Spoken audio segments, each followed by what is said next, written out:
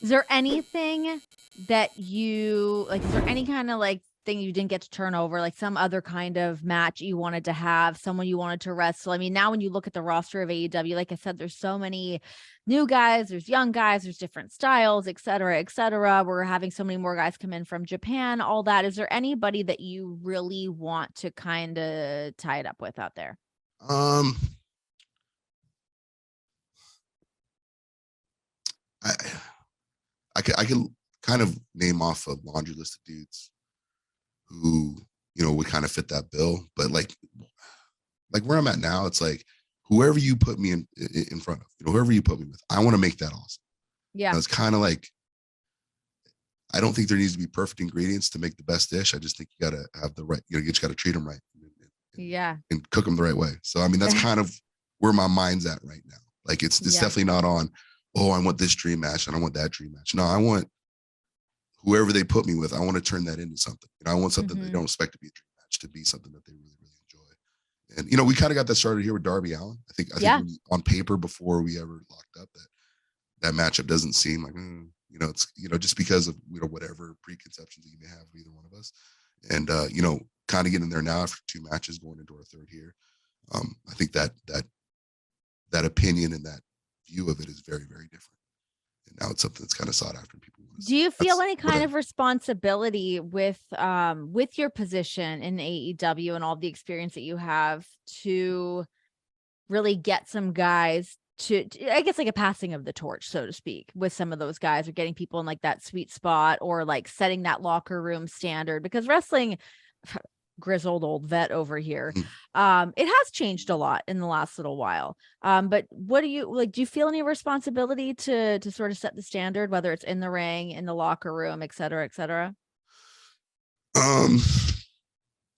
Setting the standards,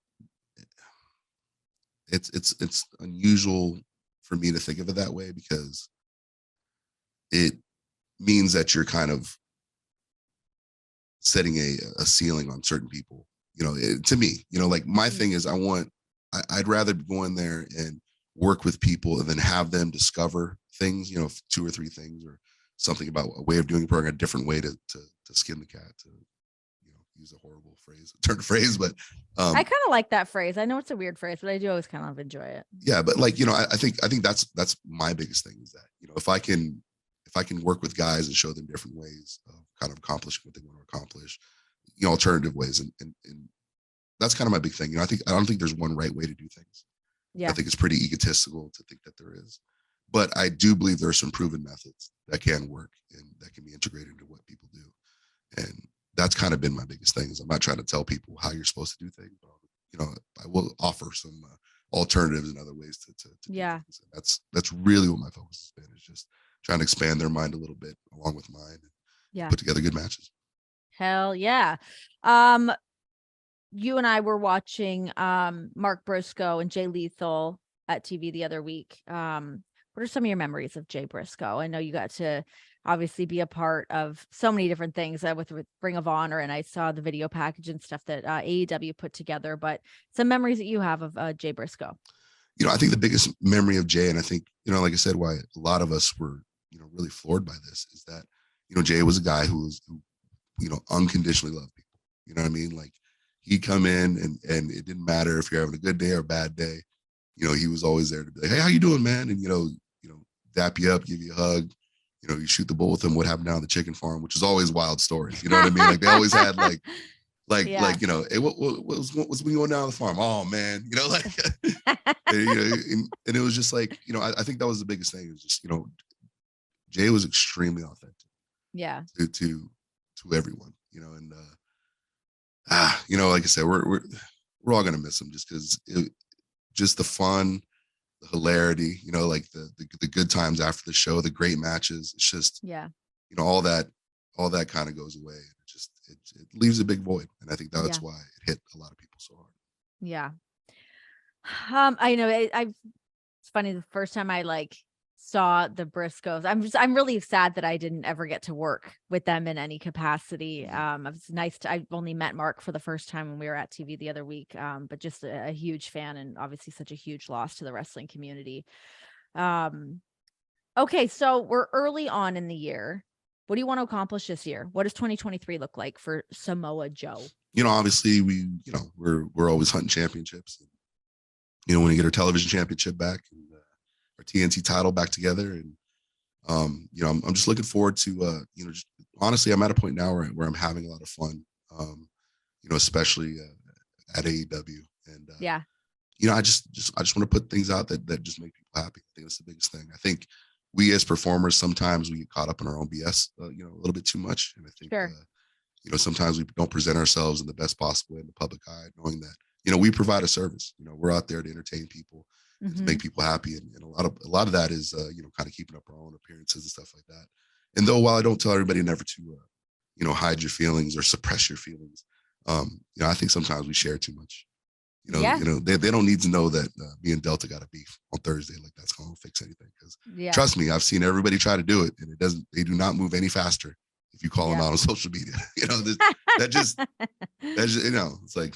So I mean that's kind of my thing.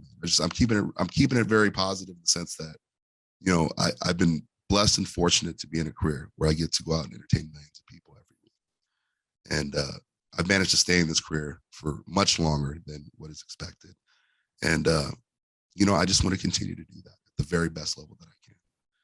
It just made me think of you like joining AEW, because I feel like, and I could be wrong, but I feel like you were maybe at a point that you were considering maybe hanging up the boots. What was it about AEW that made you want to keep going? If that was the case, maybe I'm wrong. Oh, all the money they threw at me. I mean, I immediately threw all my morals away and all my Hey, we got to get paid. I mean, you already said you come at a steep price. Yeah. So. I was. I was legitimately thinking about hanging it up. For health reasons, obviously still coming out with a concussion and still, dealing with just the very, end effects of that and getting back in the ring healthy and transitioning back to in a physical state where it's like, I could do something for a good period of time and not want to pass out, right. That was an issue. So it was what was that like being at home, kind of struggling with that? Because again, correct me if I'm wrong on this, but I know you got hurt in the ring, but then you also got hurt on a shoot as well, right? Shoot. Yeah. Essentially, a table didn't break like it was supposed to. Right. And I basically caught 2 concussions very close together, which is terrible. Yeah.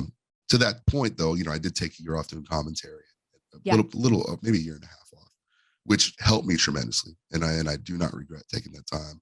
I wouldn't change it for anything. That allowed me to get healthy, get my mind back together, get back into a place where I felt confident even doing anything physical.